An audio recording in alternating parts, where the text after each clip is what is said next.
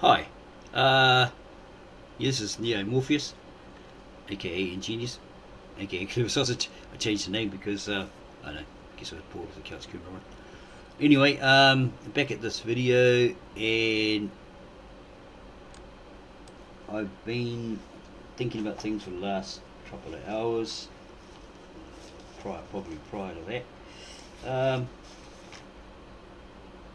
That it's time that people learnt the truth, open to the truth, be taught the truth. Yeah.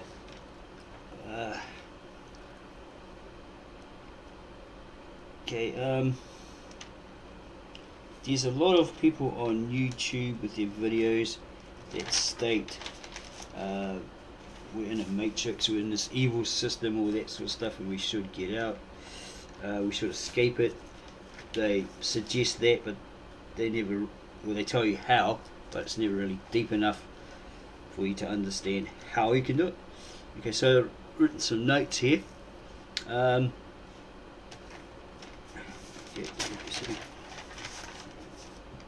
Okay, wake up and step out of the illusion and step back into reality. Come back to reality. Escape the programming and the conditioning of the system or the matrix. We are often told to escape the matrix or the system. And often how, but never in great detail exactly how to do it.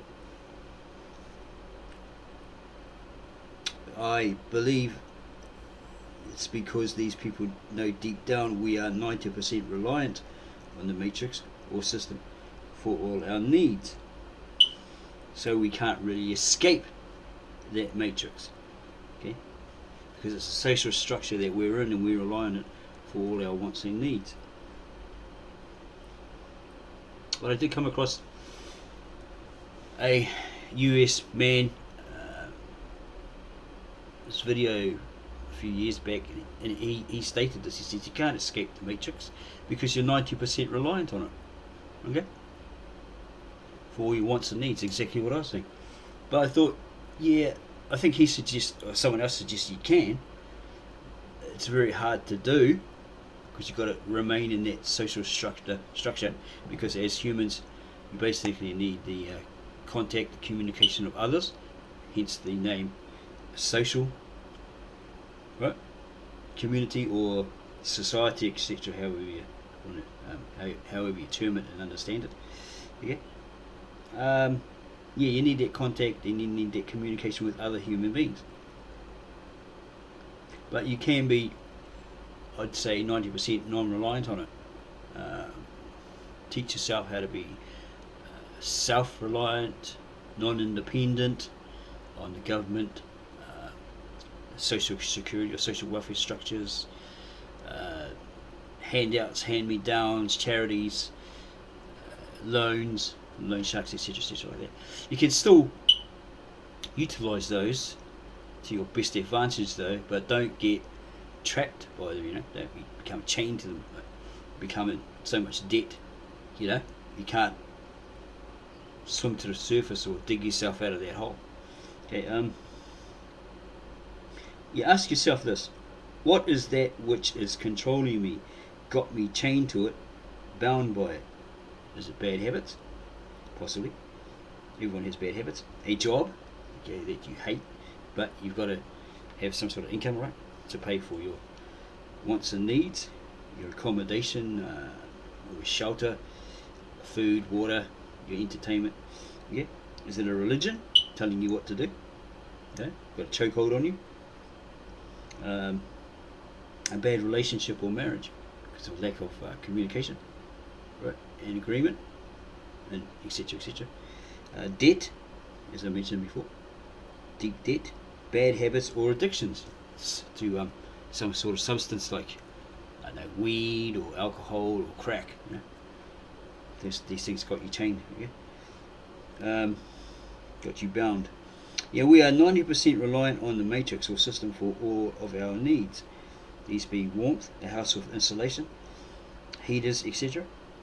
Shelter, a house to protect us from the elements, the seasons. Food, drink, water, sustenance in order to live on. Entertainment, to keep us amused, not bored, to keep us happy, keep us from going insane. So how can we become 90% non-dependent on the matrix or system? We cannot be 100% free of the matrix or system because we live in a society or social structure, as I already mentioned. But however, we can reduce our need to be totally reliant on it by at least 90%. Okay? So you become 10% reliant on it, okay, for your wants and needs. Yeah, how are we going to do that? By following these simple steps that really work. These are steps that I'm utilising myself. Okay, there's probably about 4 or 5 steps to it. I'm on the 5th, which I'm finding quite hard, which is creating a business so that income is flowing in all the time. I'm not buying into a business, like being an affiliate and getting paid, having to pay say $40 a month US to get a return of $10, and then the person drops out, so I have to start all over again and back to square one. Okay, because obviously the business is making more money than you. You're making money off your hard work, right? And you get the crumbs. It's nice to receive that money, but it's best if you get a lot of affiliates, a lot of people underneath you, right? And then and it continues. Or else, if it doesn't, well, basically earning peanuts. A lot of newbies get into these businesses because they've been hoodwinked, convinced that it's great and all this sort of stuff, with just $39.95 and you make all this money, etc., etc., which is a business ploy, isn't it? That's how they make money. Okay. If you number one, if you come across a great sum of money legally, or it comes to you miraculously, resist the urge, like most, to splurge it all, splash it all, piss it all up against the wall, buying unnecessary stuff you don't really need or want. Resist the shiny objects, the candies put before you through the media, advertisers and Fortune 500 like companies that whisper, buy, buy, buy. You must buy our products or services, because if you don't, you'll regret that you didn't. You've only got a certain amount of time to get it now before you miss out. It's the difference between success and failure. You'll regret that you didn't, or bad things will befall you because you didn't heed our prompt to act. That'll be through the mediums of tarot card reading, psychic readings, all that sort of stuff, right? Who are another business, who are a business as well. Okay? So they convince you by prompting you to act and purchase. If it's too good to be true, then it probably isn't.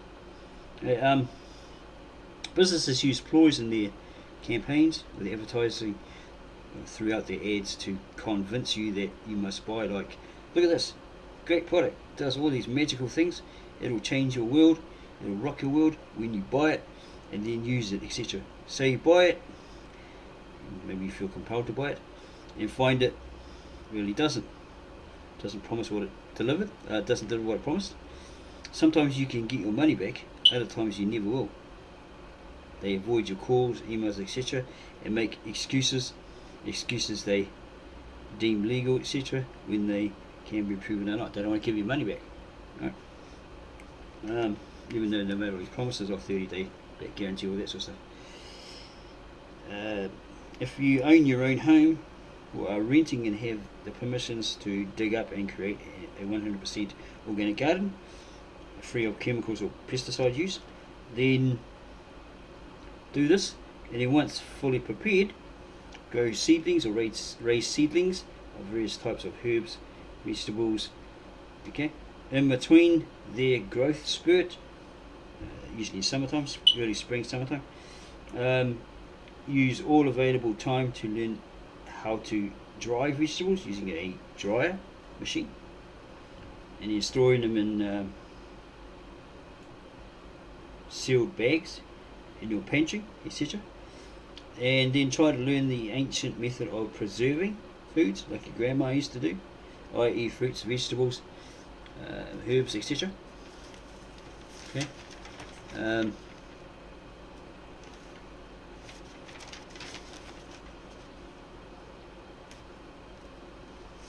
Yeah, the whole object of this suggestion is to make you wake up and become self-producing or self-productive, self-preserving, self-reliant, self-dependent, and independent, non-dependent on,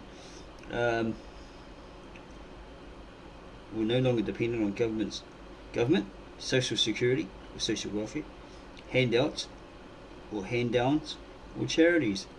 You can still use them if you really want to. It's not like, it's not like the don't do it or else. You can use these to put yourself way ahead of others in regards to utility bills, i.e. rent if you don't own your own home, power, internet and food. Yeah, if you get a sudden splurge of money, like you inherit $50,000 or whatever, don't go out there and buy the latest stupid PS4 Morpheus VR system and all that sort of crap. That's something you don't really need or want. Okay, because they're devalued as soon as you buy them. Okay, and someone might steal it. Break into your house and steal it, or some kid might pull it apart or drop it on the floor, and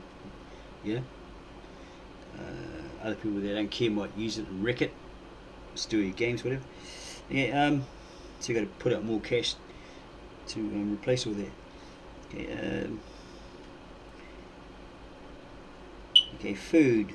Better to buy in bulk if you have to, if you have the extra money. Have a deep freezer, say 250 litres. Spare shelf space.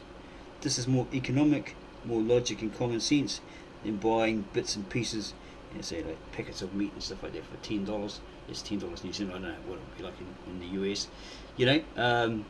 When you can go buy 5 times as much for say 20 at a bulk meat store.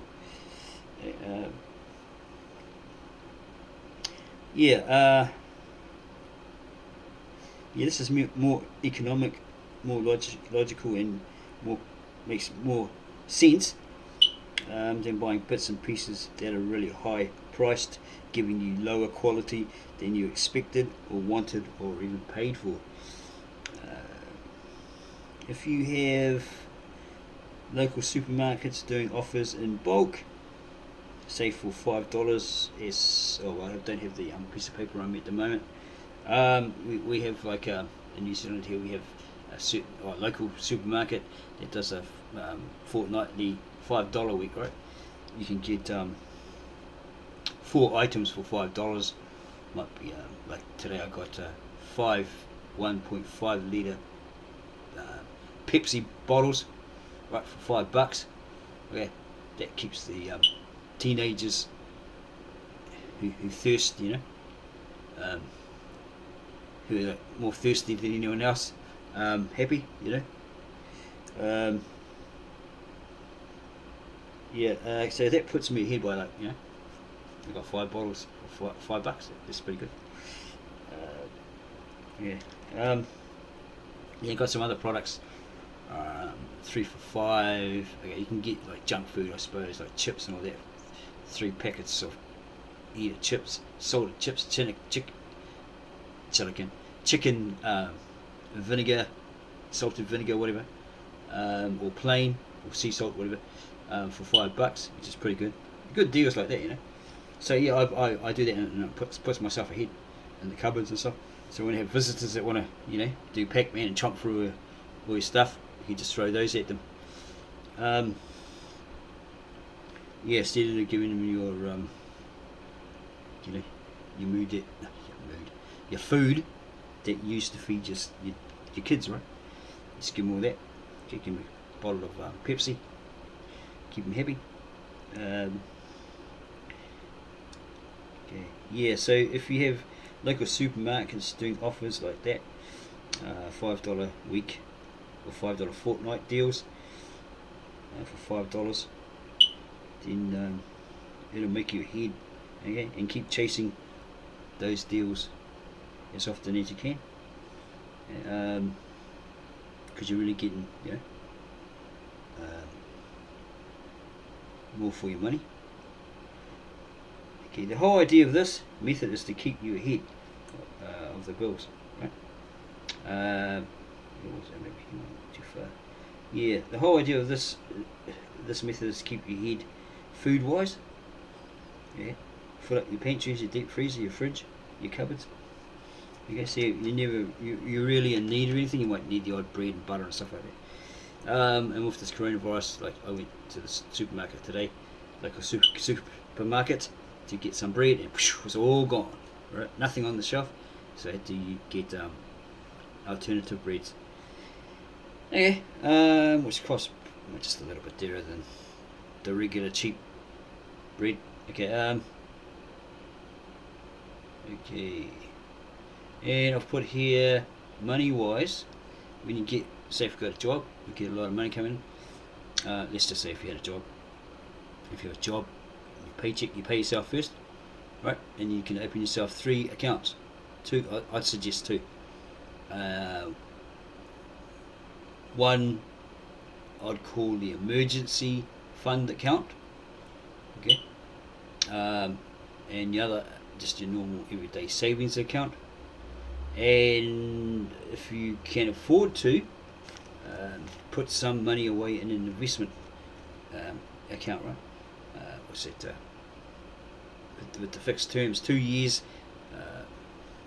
say $2,000 for 2 years at a return interest rate of say 2.75 to start per annum, and then maybe build up to $5,000, and then put it in a higher rate one, and then after that put it in a higher rate one, just keep shifting it to a higher rate.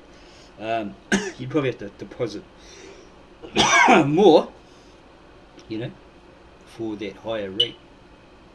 Okay, because what the bank does is they borrow your money, right? They use your money, then they replace it and give you that interest. Okay, yeah, this will free you up, and you can save your income if an emergency fund account, in an emergency fund account, savings account, or invest in a long-term deposit account for 2 years or more at a great rate per annum via the bank. Okay, 2.5% for 2 years, etc., or less, and keep adding to it as often as you can when you can afford it. You will have so much more money on hand than what you know what to do with. Okay, try to keep the emergency fund one as that. Don't touch it. Okay, say for emergencies. Okay, here I've put forget being kind, compassionate for now. Feeding everybody you see on the street, giving them money, as you need to think about yourself and yours, if you've got any children or wife.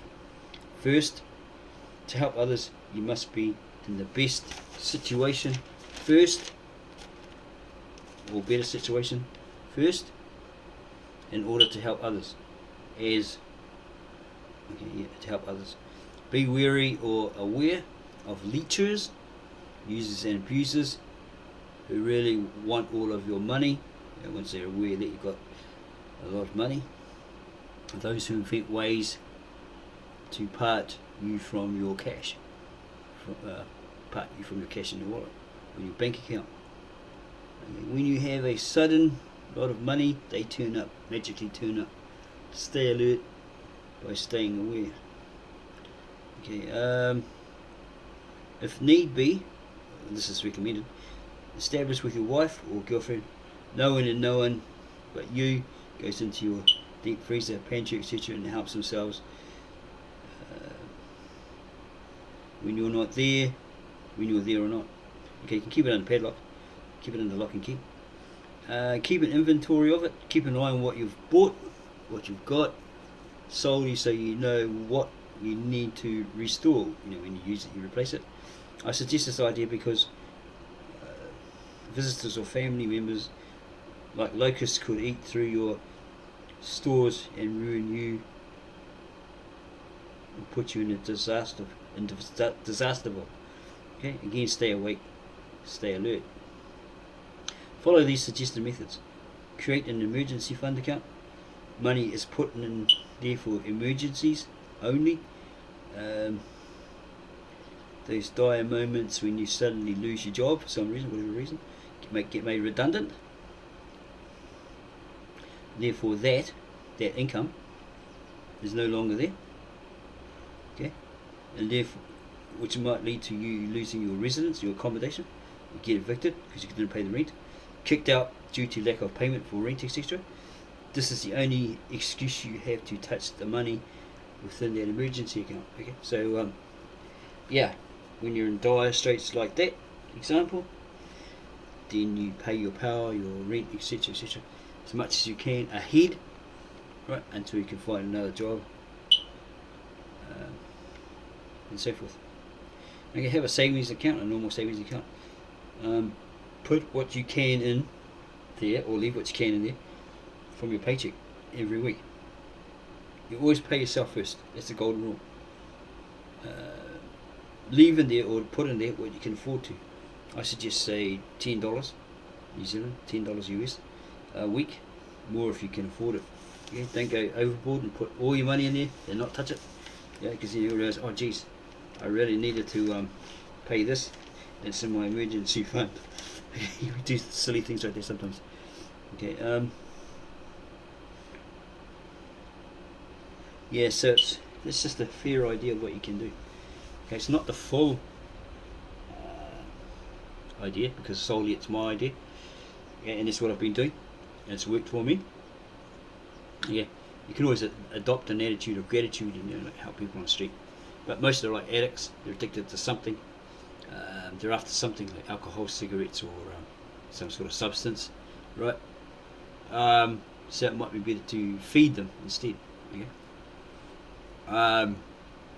Sometimes it comes to light, through their friends coming up and approaching.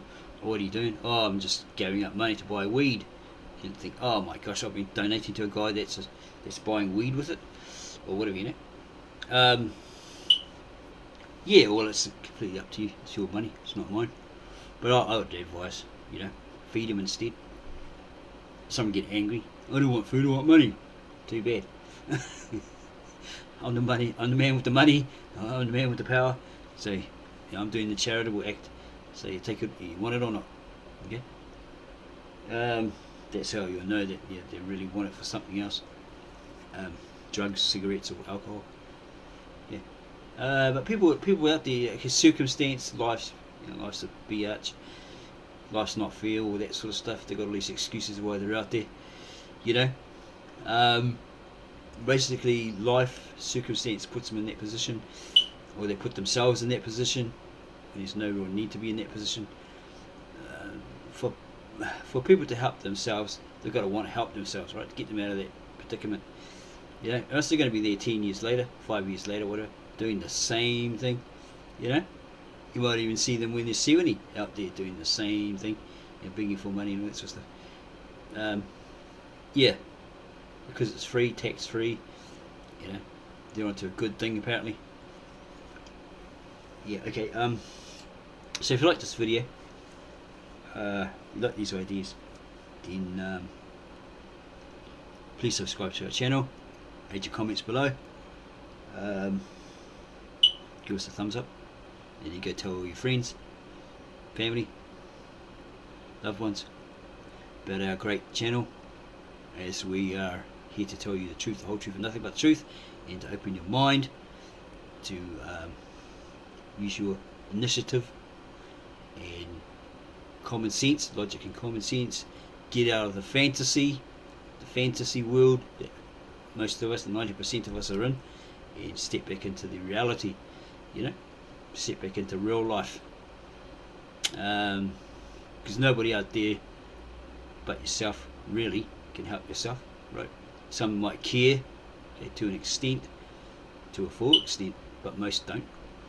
Okay, so you have to put yourself into a better position, right? You take care of yourself first and foremost, right? Set yourself right, set yourself up, and then go out there and help others. Re-educate them, try to teach them your method, this method, and how it worked for you. You know. Okay.